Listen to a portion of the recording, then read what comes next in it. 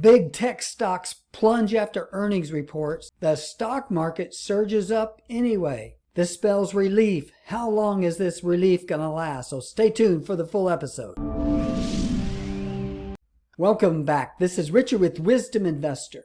On this channel, we talk about financial and retirement issues, including Social Security, how much money you need to save for retirement, when to retire, investing for retirement, and much more.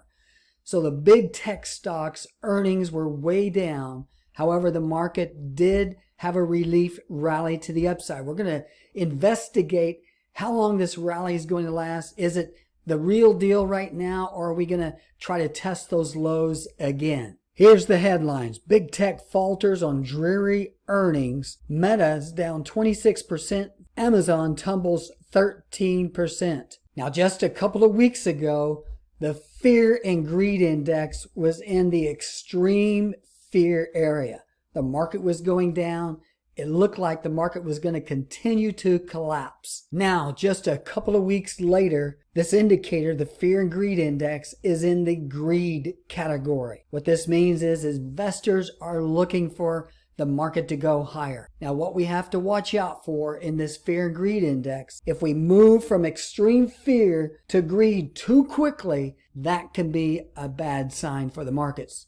Typically, when the market is at the lows, people aren't wanting to jump back into the market so quickly. Now, let me warn you right up front, not every stock participated in this surge higher. It was mostly a few large cap stocks. One of those stocks was Apple Computer.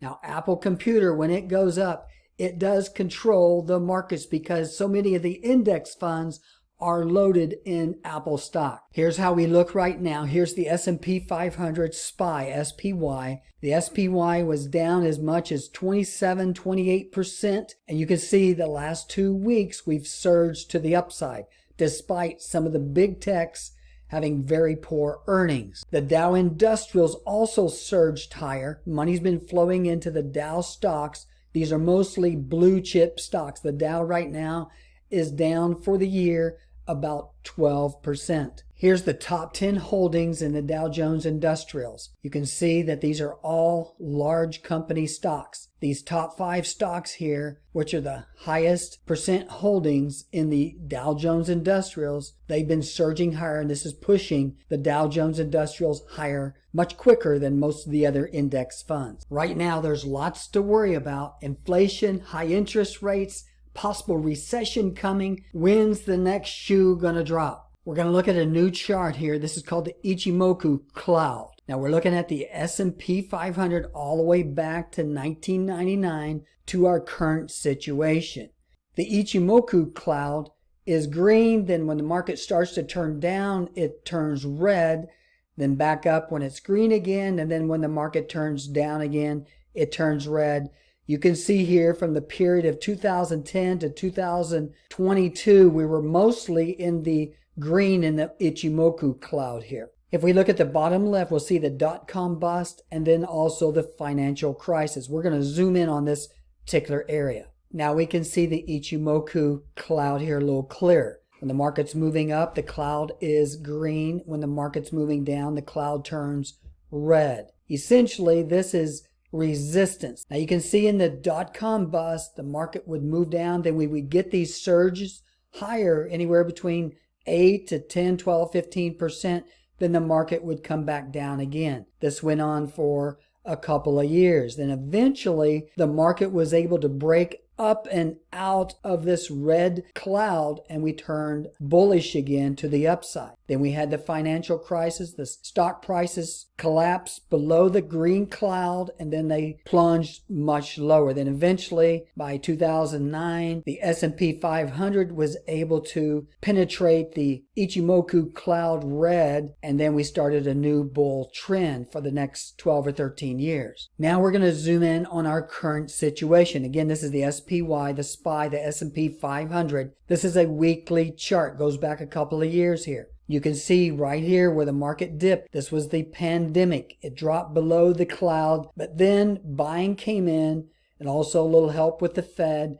The market surged higher. Then Now, closer to 2022, we started to drop below the cloud again. We've stayed below the green cloud, and so now we're below the red cloud, which is resistance. Now I've changed the chart to the daily chart, and this is our current situation all the way back to the first of the year where the market peaked out in 2022 to present, the last part of October. You can see here recently, these last couple of weeks, we've surged higher, but we're just now getting into this red cloud area where there's heavy resistance. You can see back in July and August, we did penetrate through the red cloud. However, it could not stay higher. There was more bad news. That's when they started to talk about higher interest rates. The market collapsed. So right now, there's heavy resistance to where we're at right now. Can the market still go higher?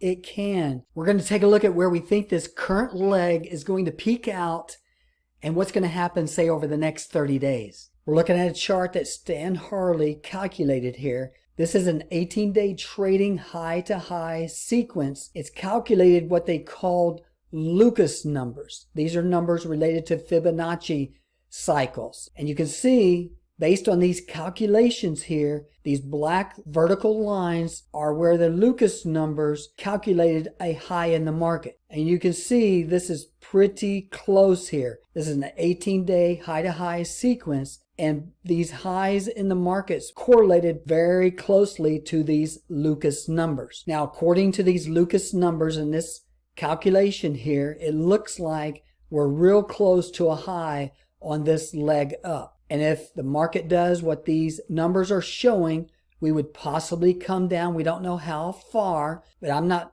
anticipating a break below these lows. And then we move back up into the last part of November. Keep in mind, there's many indicators that help try to project where the market's going. Nothing out there is perfect. However, these Lucas numbers, as you can see in this particular graph, have shown a pretty high degree of consistency being correct. So why wouldn't the market continue to go higher? We've got a big obstacle on our way. Let's take a look. Right now, one of the largest obstacles is the Fed raising interest rates. We're looking at a chart here. This is the past 16 Fed rate hiking cycles since 1954. It also shows the average unemployment rate when the Fed hikes for the last time. So if we look here back in 2018 period, they did raise the interest rates. They didn't get very far.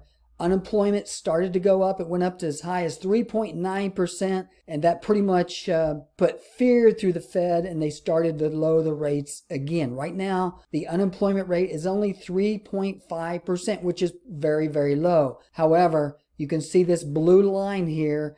The Fed is raising rates, and they want to continue to go higher. You can see back in 2006 area, unemployment got as high as 4.6% as the Feds were raising the rates. Then eventually we got into a recession. The market came down along with interest rates. So the Fed's objective right now is to raise interest rates, and the net effect they want to have here is higher unemployment. So that's unfortunate, but they want to see a higher unemployment. That means people losing their jobs. They want to see it get over 4%. And they feel like once unemployment hits 4% or 4.1 or in that range, then that should slow down inflation. But right now, based on all of the inflation reports, inflation is not cooling at all. We looked at the chart with the Lucas numbers. It shows a possibility of this current leg up peaking out here real soon. Why would it peak out? Well, we have interest rates going up most likely this week.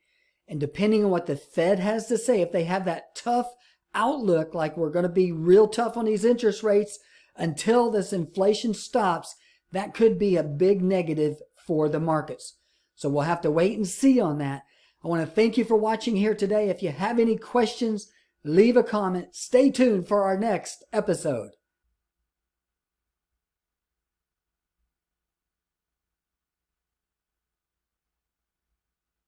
I want to thank you for watching this update on big technology stocks down. However, the stock market is up. So stay tuned for our next episode.